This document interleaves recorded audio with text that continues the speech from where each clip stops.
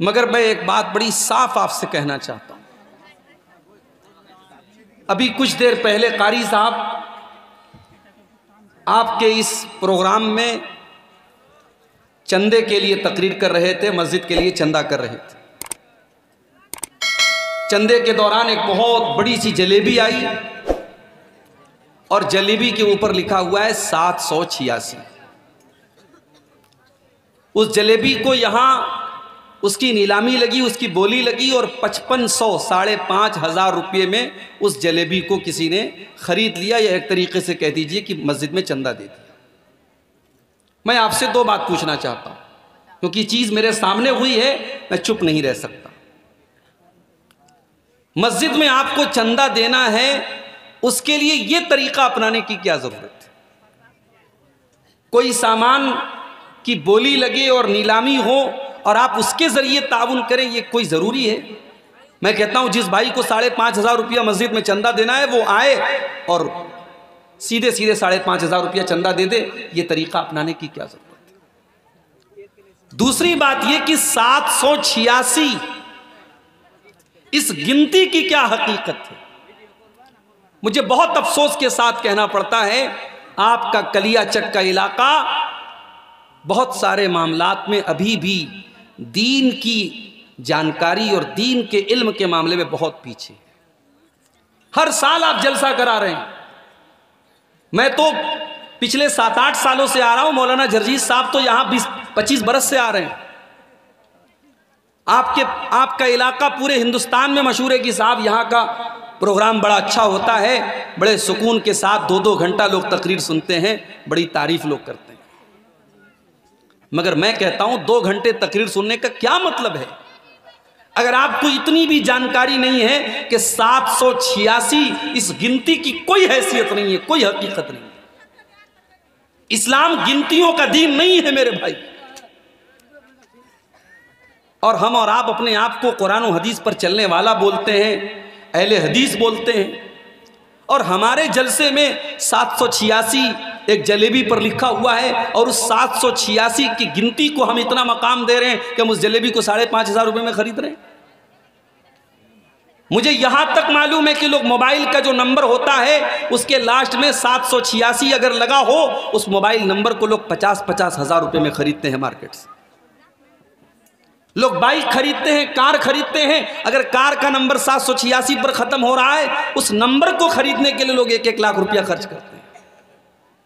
क्या मतलब है मेरे भाई? इस 786 का क्या मतलब है? लोग कहते हैं साहब बिस्मिल्लाहिर्रहमानिर्रहीम का ये नंबर है 786।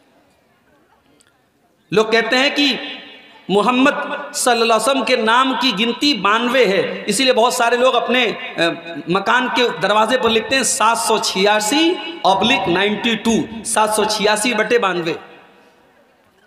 मेरे भाई इस्लाम में इसकी कोई हकीकत नहीं है। इस्लाम में आप किसी चीज की कोई गिनती बना दें, कोई नंबरिंग सिस्टम बना दें, इस्लाम में उसकी कोई हकीकत नहीं है। अगर इस्लाम यह कहता है कि कुरान पढ़ना है तो कुरान पढ़ना है, गिनती पढ़ने से आपको कुरान पढ़ने का सवाब नहीं मिलेगा।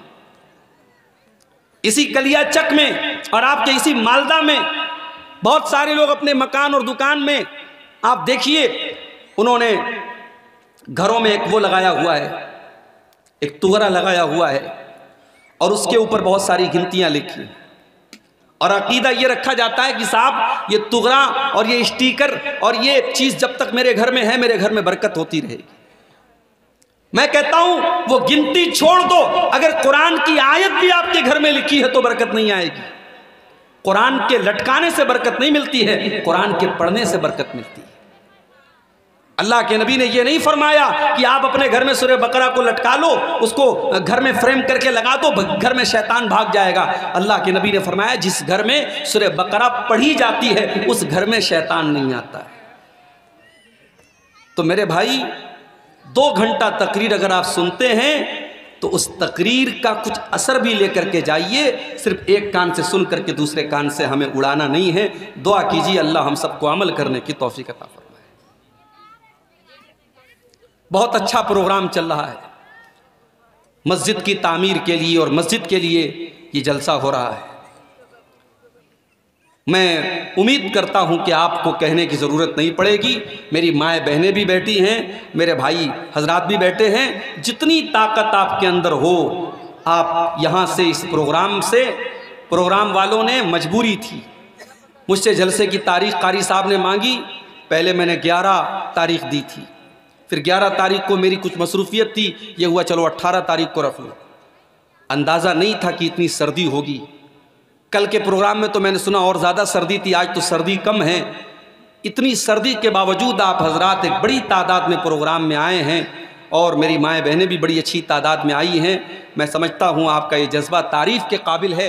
दुआ करता हूँ अल्लाह ताला से, जिस मस्जिद की तामीर के लिए आज का ये प्रोग्राम हुआ है, 2 दिन का प्रोग्राम हुआ है, अल्लाह इस मकसद को मुकम्मल करे और इस मस्जिद की तामीर को हम सबको जल्द से जल्द मुकम्मल करने की तौफीक अता फरमाए। एक और शिकायत करनी है आपसे। हो सकता है मेरी बात बुरी लग रही हो, माफ़ कीजिए, लेकिन जो बात मैं देखता हूँ जो बुरी लगेगी मैं आपके मुंह पर बोल के जाऊँगा। ये स्टेज की जो रौनक है, ये भी मुनासिब बात नहीं है मेरे भाई।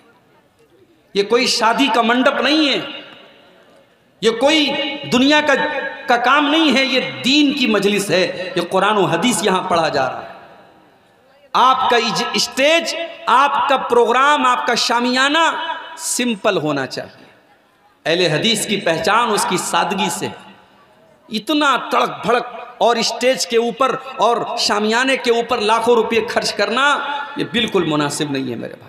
अगर आपके पास पैसे बहुत ज़्यादा हैं, पैसे खर्च करने के बहुत सारे तरीक़े हैं। अपने स्टेज को सिंपल बनाइए, ये पैगाम जाए कि हाँ, कलियाचक में जो प्रोग्राम होता है बड़े बेहतर तरीके से, बड़े सिंपल तरीके से, बड़े सादा तरीके से वहाँ प्रोग्राम होता है। मैं उम्मीद करता हूँ कि इस पर भी इंशाअल्लाह हम अमल करें।